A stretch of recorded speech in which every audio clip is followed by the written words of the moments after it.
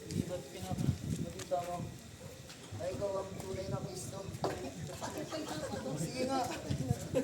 Pakawalan mo nga yung sarili sa pagkakapako sa krus. Tuloy kami. Ngayon ko ipakita ang iyong kapangyarihan. Aming tagapagligtas.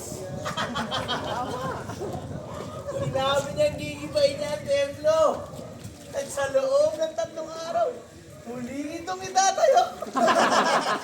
Tingnan mo nga sarili mo. Hindi ba yun? Hindi mo nga magawang iligtas ang sarili mo sa pagkakapako sa krus. Bumaba ka nga.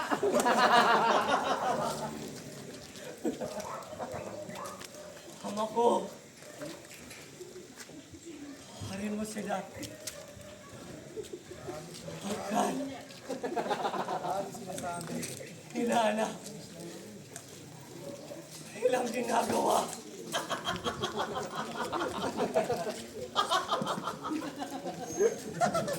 Tinig ka. Ano nangyari? Alasal kanya. Talaga lang ha. Dapat lang sa ating Dores Taso. Pero hindi sa kanya. Panginoon, kawain ng subalit, ako ay nagsisita. Humihingi ako ng kapatawaran.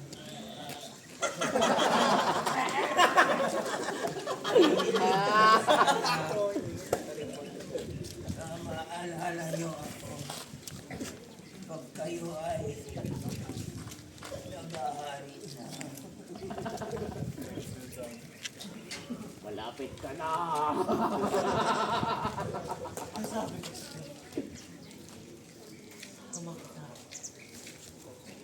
kaharian, akin, Ama.